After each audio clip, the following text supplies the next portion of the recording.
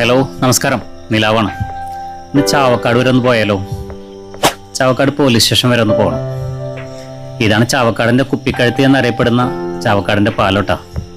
Highway ഉദ്ഘാടനം കഴിഞ്ഞാലെങ്കിലും ഈ പാലത്തിന് ഒരു ആശ്വാസം ഉണ്ടാവുമെന്ന് വിചാരിക്കുന്നു തിരക്കിന്. ഏതിലാവട്ടെ, ഏതായാലും ഇതാ ചാവക്കാട് സെൻറ്റർ, പണ്ടത്തെ കൂട്ടുങ്ങലങ്ങാടി.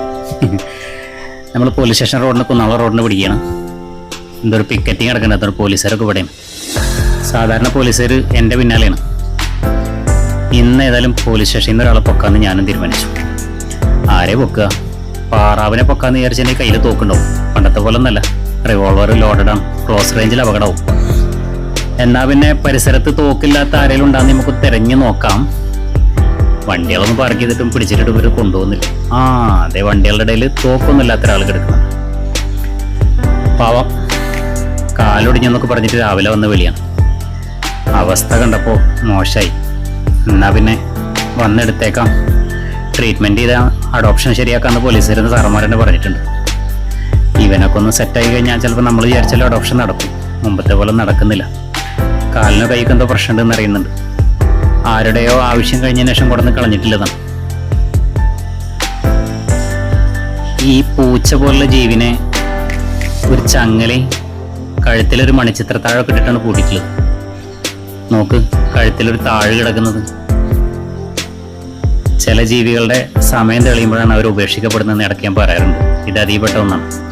ഇത്രയും വന്നൊരു ജീവനെ ഈ വയസ്സ് വരെ ഇതേമാതിരി പറങ്കിത്താഴൊക്കെ ഇട്ട് പൂട്ടിയിട്ടുണ്ടെന്നുണ്ടെങ്കിൽ അവൻ ആരായിരിക്കും? നാറിപ്പാണ്ടിൽ ഓൾറെഡി പോകേണ്ട ജന്മമാണ്. പോയിട്ടുണ്ടാവും ഒരു പക്ഷേ അവനക്ക് അറിയില്ലായിരിക്കും ചിലപ്പോൾ ഇതുകൊണ്ടാണ് പോയെന്നുള്ളത്. ഏതായാലും ആളെ കൊണ്ടുവന്നിട്ടുണ്ട്. വണ്ടി അടിച്ചതല്ല ഞാൻ പ്രതീക്ഷിച്ചതുപോലെ. ഇതൊരു പാരലൈസ് പോലെ കാണുന്നത്. ചിലപ്പോൾ കോഴിക്കോട് പോലെ ഏതെങ്കിലും അടഞ്ഞ സാധനങ്ങളിൽ വർഷങ്ങളോട് അടച്ചിട്ടതിൻ്റെ പ്രശ്നമായിരിക്കും, സൂര്യപ്രകാശം നിൽക്കാണ്ട്. അതല്ലെങ്കിൽ വേറെ എന്തെങ്കിലും ജോയിൻറ്റുമായി സംബന്ധമായ പ്രശ്നം, ന്യൂറോ പ്രശ്നങ്ങളായിരിക്കും. ഏതായാലും നോക്കാം. ദൈവാനുഗ്രഹം ഉണ്ടെങ്കിൽ ഹെൽത്തിയാക്കി, ഭംഗിയാക്കി, ഗ്ലാമറാക്കി ഏതെങ്കിലും നല്ല വീട്ടിലേക്ക് എത്തിക്കാൻ പറ്റും എന്ന് പ്രതീക്ഷിക്കുന്നു. എല്ലാവരും പ്രാർത്ഥന ഉണ്ടായിരിക്കണം. നമുക്ക് ശ്രമിക്കാം, അത്രയല്ലേ പറയാൻ പറ്റുള്ളൂ. ഏതായാലും കഴുകി വെളുപ്പിച്ചാൽ ശരിയാവില്ല വെച്ചിട്ട് ഫുള്ള് ട്രിം ചെയ്തിട്ട് ലോഡ് ഇറക്കിയിട്ടുണ്ട്. 2-3 ആഴ്ച കൊണ്ട് അവൻ്റെ ട്രീറ്റ്മെൻറ്റ് നടക്കുന്ന നേരം കൊണ്ട് കോട്ടിങ് ഒരു സെറ്റ് കോട്ടൊക്കെ വന്നു കഴിഞ്ഞാൽ നല്ല ഗ്ലാമറാവും. ഇത് കണ്ടില്ലേ, എല്ലും കോലൊക്കെ എന്തായാലും സെറ്റ് വരും. കണ്ടില്ലേ, വെള്ളമടിച്ച ആൾക്കാരെ മാതിരിയാണ് നടക്കുന്നത്. ശരിയാവും, പ്രതീക്ഷിക്കാം. തൽക്കാലം ഒന്ന് ഹെൽത്ത് 2-3 ദിവസം ഫുഡ് കൊണ്ട് സെറ്റ് ആയതിന് ശേഷം വേണം നമ്മളെ സുഹൃത്ത് ഡോക്ടർ ഗോപികൃഷ്ണൻ സാറിനെ വിളിച്ചിട്ട് ഒരു ഒപ്പീനിയൻ ചോദിച്ചിട്ട് ട്രീറ്റ്മെൻറ്റ് ആരംഭിക്കാൻ. അപ്ഡേഷൻ ഞാൻ അറിയിക്കാം. എല്ലാവർക്കും നന്മകൾ നേരുന്നു.